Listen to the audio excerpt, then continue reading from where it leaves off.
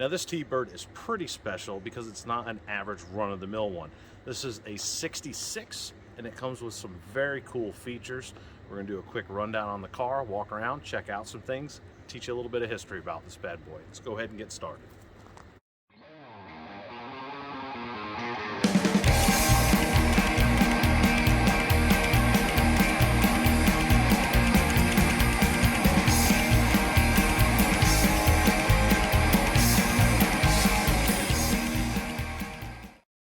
Alright, so this is a 66 Ford Thunderbird. The gentleman, Jim, who owns this, him and his wife, Tammy, also own the little red Fiat we were working on recently. They got some pretty neat cars. Hopefully we'll see some more of theirs in the future. This one is in great condition. It has had some restoration work done on it. It's not all original, but it is pretty original.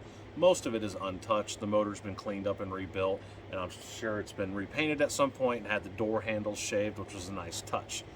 Now these 66 Thunderbirds were pretty special. One, it's one of the few big birds that I like. I like the baby birds better, but this one's pretty cool with a lot of really neat features. So for starters, this was the last year you could get a convertible. Now this one is not a convertible, but the 66 was the last year you could get a convertible until they brought the Thunderbirds back in the early 2000s. And I don't know if everybody agrees with me, but I wasn't too crazy about them when they brought them back. They weren't really what they should have been. But anyway, you have things like power seats, power steering, disc brakes, power brakes. Oddly though, still a single bowl master cylinder. Haven't really quite figured that out yet, why they didn't just go ahead and upgrade it at that point. This is the 4th generation of the T-Bird. You're only 11 years into the creation of the T-Bird from 1955, and you're already on the 4th generation. Ford was constantly improving and changing designs. The 60s were a wonderful time for car design because with the space race and the crazy designs out there, everybody was going over the top and really coming out with some creative stuff. To have a vehicle like this in 1966 with all these features rivaled, you know, the top Lincolns and the Cadillacs of the time as well, but slightly more affordable. One of the coolest things I like about this car is the engine. This thing is equipped with the 428. For less than $100 when you purchase this brand new, you could get the 428 as opposed to like a 390 FE block. Luckily, the original owner of this car did that. This thing literally has every feature you can add on it. Let's go ahead and take a quick look around the interior, and then we're going to check out under the hood. Again, the interior on this thing is over the top. You've got a little bit of wood grain, you've got chrome, you've even got warning indicators up here in the overhead console. Not too many cars running overheads back then. Look at all these switches. You've got power windows. You've got all your controls right here, your radio, presets, heater controls, 428 badge up there. You've got your air conditioning vent controls and wipers.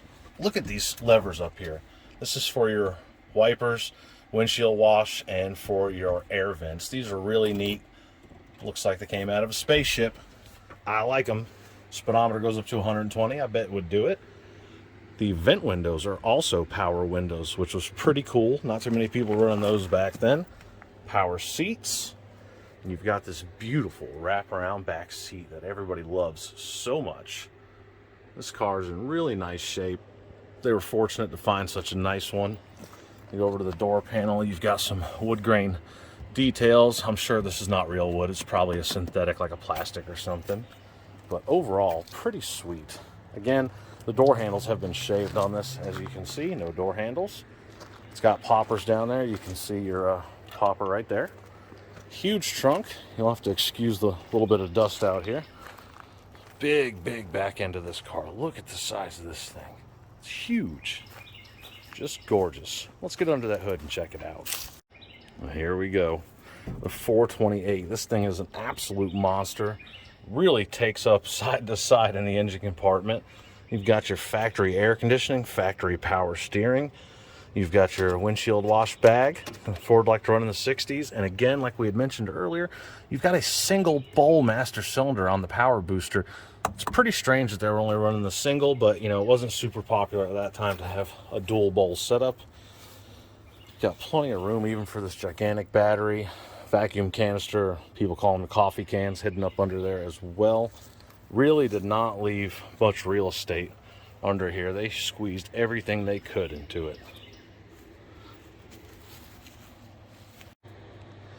That's a quick look around this car. You might be asking yourself, why the hell is it here? What are you doing to it? Well, it needs a little bit of love, not much. It's pretty much maintenance things. So the owner wanted to go ahead and change out the rubber on the transmission cooler lines because they're starting to get dry rotted. He's also got a small leak near the power steering pump, and he's been having a little bit of issues with the brakes. Again, this is a power brake setup, and it's working and it's functional, but you're getting an intermittent hard brake pedal. That could be a line or a hose clogging up, a mechanical part failing, or even something like the vacuum booster failing. So we're going to assess that and take a look at it. We're also going to change the fluid in the rear axle.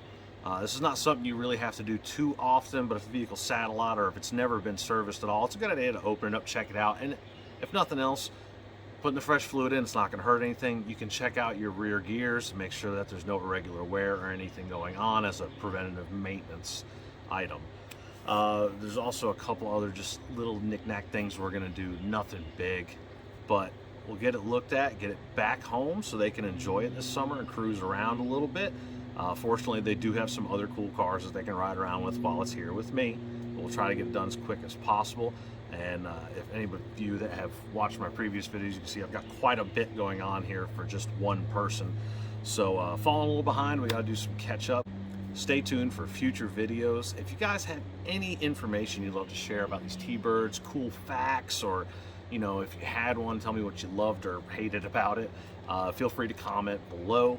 Thank you guys so much for watching. Like, subscribe, follow, all that good stuff. Find me on social media.